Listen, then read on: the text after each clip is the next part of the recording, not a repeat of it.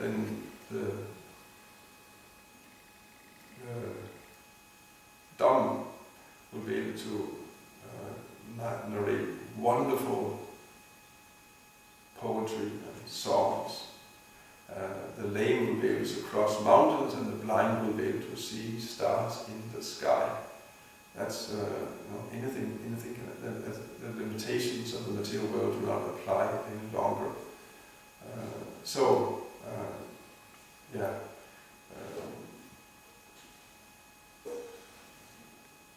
Even there's a famous example that we say the blind man sees stars in the sky, and one will say, but this is just to take literally. No, you will be able to get eyes. One will get eyes. One will get speaking power. One will be able to.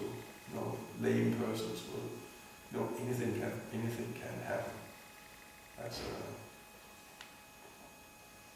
there's example of Kores getting new eyes from Krishna. He had lost his eyes. His eyes had been plucked out. He's also an interesting example because he was completely fearless. He knew Kores was. Everyone knows the story of Kores.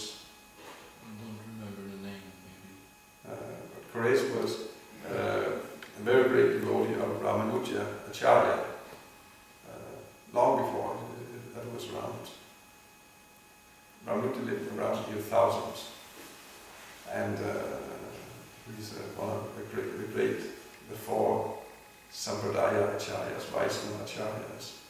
So he had one disciple, Kores, who was who became very famous. At one point there was one very envious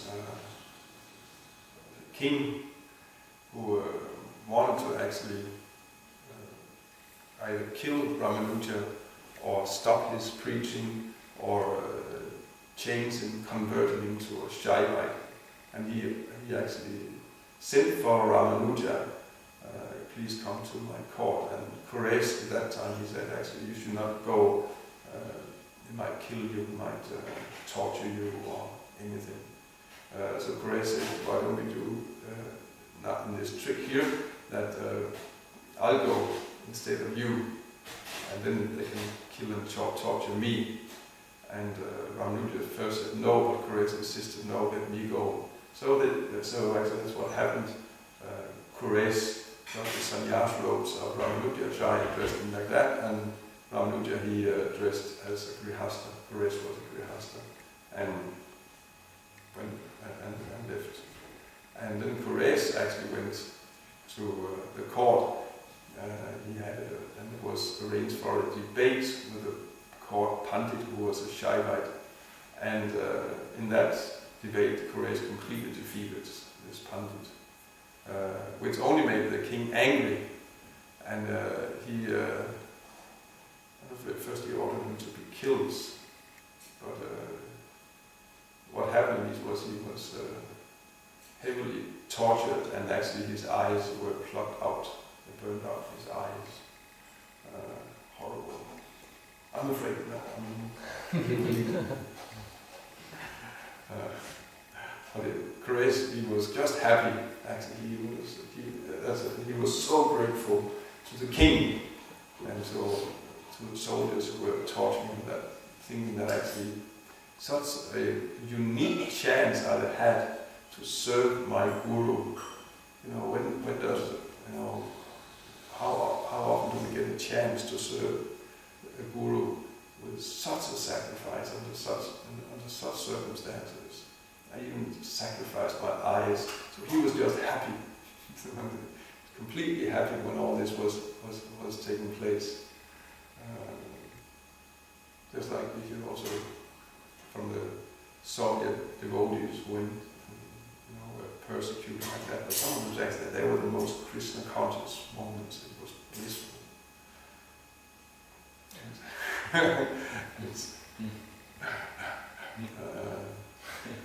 Krishna appeared to them.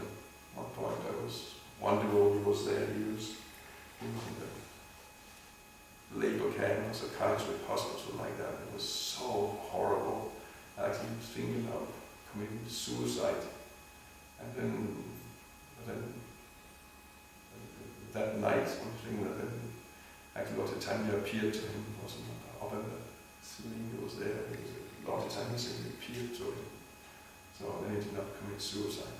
So actually that's such circumstances, and Krishna becomes so close, and one gets a chance. Well, I mean, there must be a chance to please Prabhupada and our spiritual master. But I mean, what is the great sacrifice we do in a very easy and comfortable circumstances and like that? But if it's an extreme situation, difficult situation, what a great, then we really have a chance to show our devotion and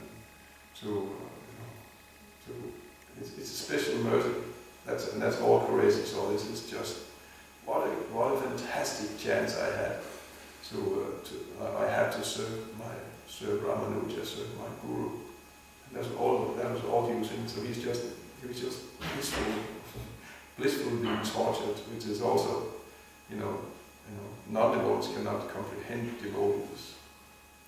How is that possible? So that's actually, but they had no fear. Again, Quresh, he was completely fearless, and actually he was blissfully serving Ramanuja in this way by sacrificing his eyes.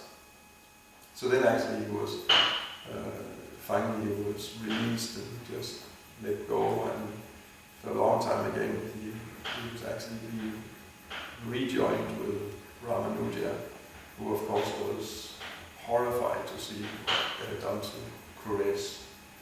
And Quresh was happy.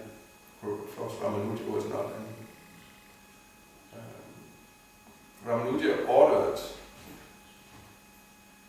Quresh, you go to Ranganath and you pray to get your eyes back. He asked him to give your eyes back again. And Quresh then he went and for prayers to Ranganath, and Ranganath is a big deity, a Vishnu deity. It's actually Gaudangsai Vishnu. Is that correct? Or is it Mahavishnu?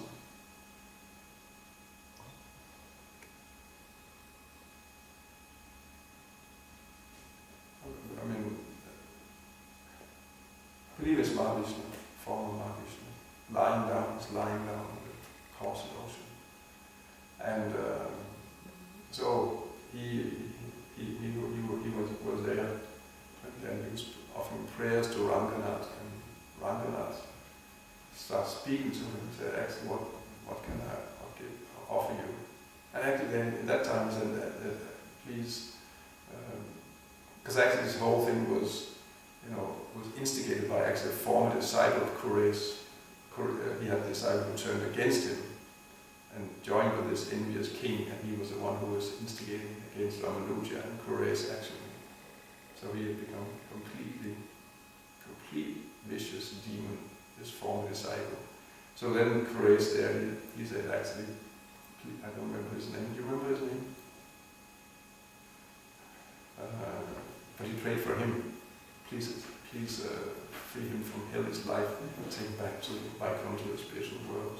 So Ranganath did. So then Quresh came back to Ramanuja, and nothing had seemingly happened. So Ramanuja said, why did you ask to get your eyes back? I said, no, but why should I ask for myself? But I asked for this disciple of mine. But Ramanuja said, but go back again and ask for your eyes, get your eyes back. So then he was there again. This time he also did not ask for his eyes, he simply asked for the benefit of the king who had taught him. Please, protect this king and take him back to Vaikuntha, pull him back to Vaikuntha. And again, Quresh came back. He was still blind, he still had in the eyes. And then Ramanuja said back a third time, please, you have to go back, and ask for your eyes again. And this time he went and he asked, and then he asked from Ranganath, can you please restore the property of my guru to its proper state?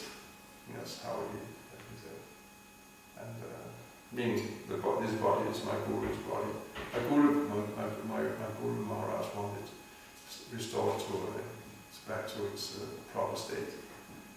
So that's what Rami prayed, and then actually Ramana gave him eyes again.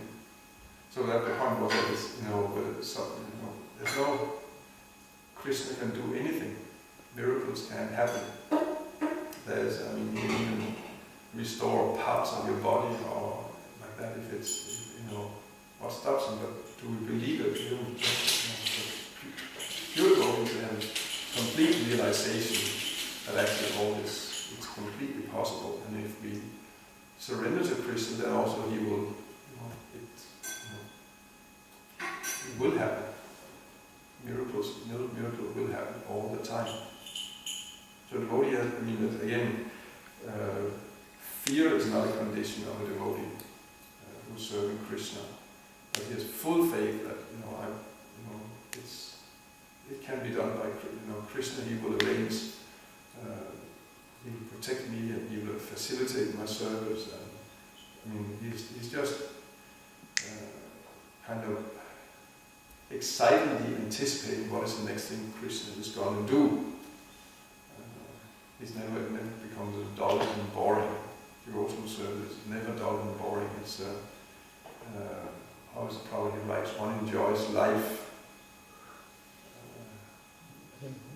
At every moment? At every moment. It's like it becomes like a new excitement every moment. It's never boring. Even though in one sense devotional service can sometimes be one performs routines, but even the routines are very exciting. Even though it's seeing the same thing one is doing over and over again, it still becomes very, very exciting.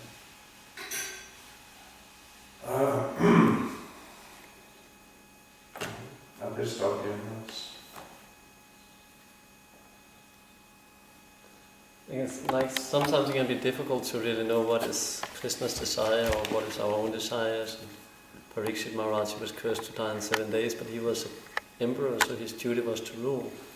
So one could argue that he should counteract that curse and then rule and Kuresh. He was told by his spiritual master to go and get his eyes back. He disobeyed this order of the spiritual master, of course, completely selflessly. But sometimes it can be difficult to find out what really is one's duty to do. It can be difficult. It can also be simple. If one has this work on direct authority, that's simple. Even there can also be, of course, every day there are situations where one has to make a choice between one's intelligence.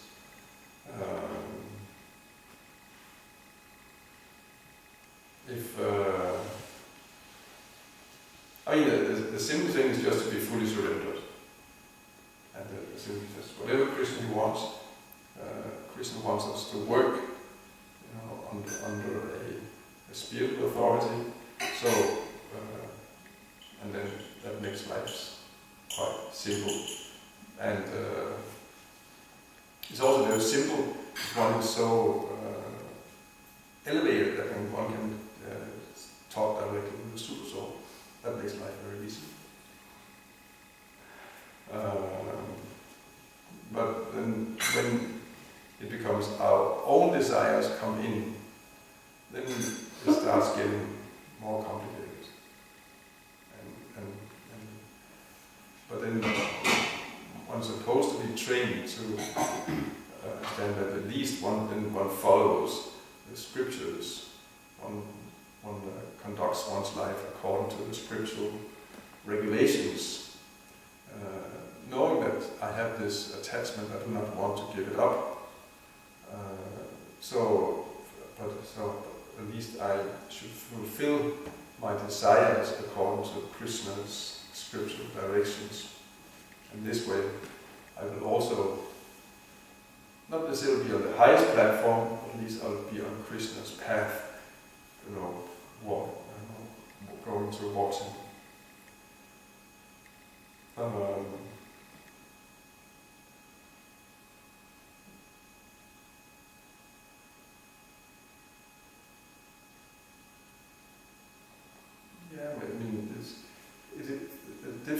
comes in when our own desire starts becoming mixed in, and it's difficult to see what we should do. Actually, be completely pure. We just want to do what is necessary for Krishna. One just asks Krishna or Krishna's representatives, how can I contribute best? What is needed for your service? Then it's actually not, it shouldn't be so difficult. But when one's own desires mixes in, and yes, I want to be surrendered and like that, whatever you want, Krishna. But also, at the same time, I have my desires. Actually, I would like to do this and do that and serve it like this and that. Then it becomes quite confusing because it's actually contradictory.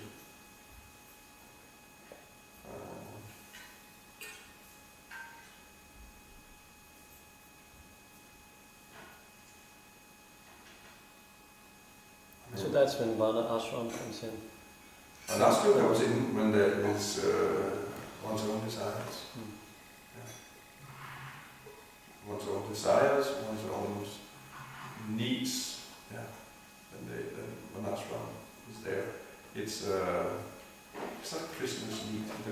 He doesn't need it for his service. But then it's there. We can fulfill our desires in a Krishna conscious fashion. And then, so that means actually we fulfilling as Krishna he wants us to, that he recommends that one fulfills those kinds of desires. And then one is still somewhat connected. And then hopefully one advances to the level where it becomes niskam. Now one is still acting like that, but there's no more any desire for Krishna, no one, but one is still acting in one's, according to one's, let's say, nature.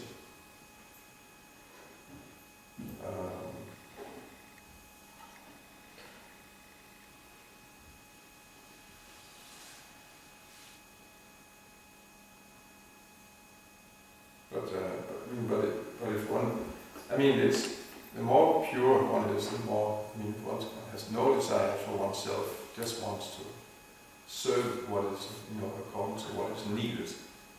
Then actually, then it's not, then it's very obvious what should be done. Isn't it? Most of the time. Most of the time,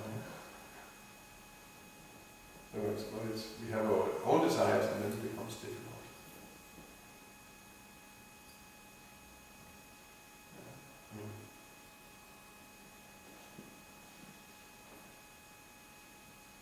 So then one consults with devotees, one consults with the super soul and asks Krishna, what should I do? And Krishna will reply what you should do. And very clear.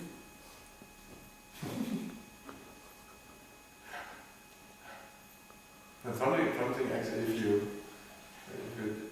ask actually what, Krishna, what should I do? Then the answer is there, it's very clear, but we don't want to do it. That's the, if we do not want to do it, then actually, but if, actually the reply comes very quickly. Immediately. But no, that I don't want to do. So, okay, then it becomes difficult. In that sense, often it comes through the devotees. The reply often comes through the devotees. Yeah. And we can take gold even from a dirty place, and at the same time we hear that it should be strictly in Guru Parampara. So, is it sometimes like taking gold in a dirty place? Can that mean you can't take spiritual instruction in that sense, from a person who does not have an authority himself? Or should one compare? Yeah, no, you can take lessons and instructions from anywhere. And but this clear direction, what should you do, that has to come from him. That doesn't come from anyone. That comes from spiritual authority, Guru, pure devotee. Can one also say one should really have it confirmed if one take gold from a dirty place? Should one really have it confirmed by an expert? Oh, but that kind of thing will, in one sense, confirm itself, because it will be good instruction. But generally, this kind of, if it's an otherwise unqualified person in a lecture like that, Chandala, that just you don't take. It will be very practical. Generally, it will be very practical instruction. So it's obvious something that you can see. Oh, yeah, that's correct. That will be a good thing to do. Or I was pointing out that he's pointing out some of my own impurities and my pride or puffed uppness or anything like that. And you say something, and then I see, oh yeah, that's true. But it's not. This kind of instruction comes. It just happens to be some good relevant instruction that is useful, that is in line with Shastra and Guru's instructions.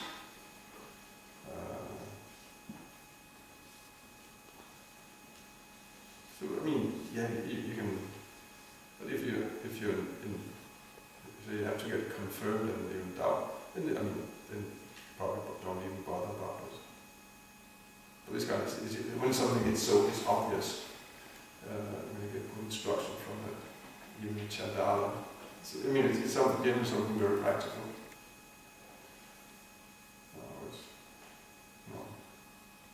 Like a car mechanic, he will tell you actually. Construction is about your car, and you should actually do like this and drive. Like one,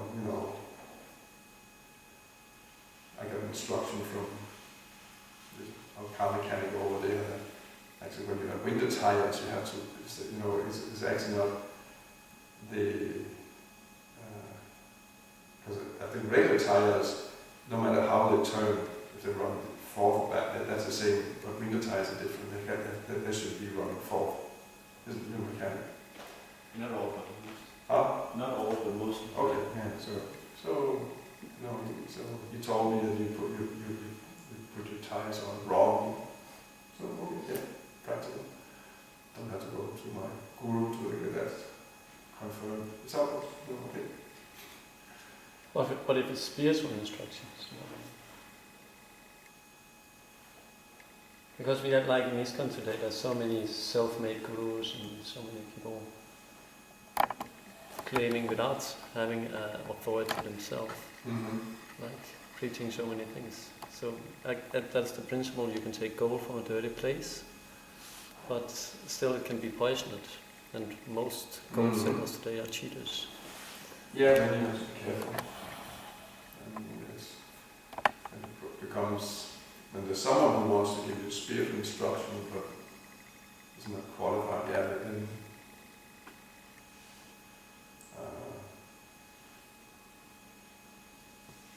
better not. But then you're right, actually then it should be, at least if you're getting some interesting or useful information, but that should be confirmed. And also one should actually, then one actually, in one sense, better not involve oneself because, for example, we talked yesterday about Sahajism. It looks to something very much like the real thing, but actually it's completely off. So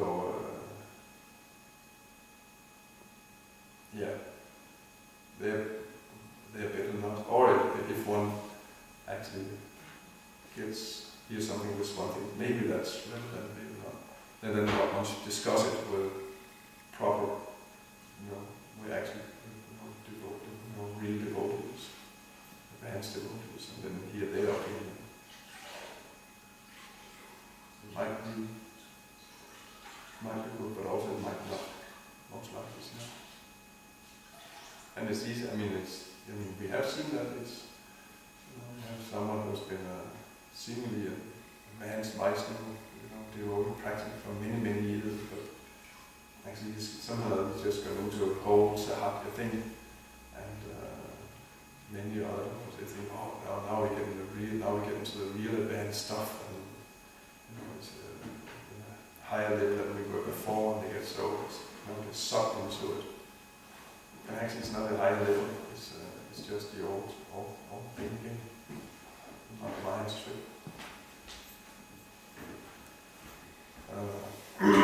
Yeah. This is stopping. Isn't it? We have a school program, so we have to stop at time. Yeah. Always have. We always should stop at time. Always. Yeah. Should we ask some peace? Yeah.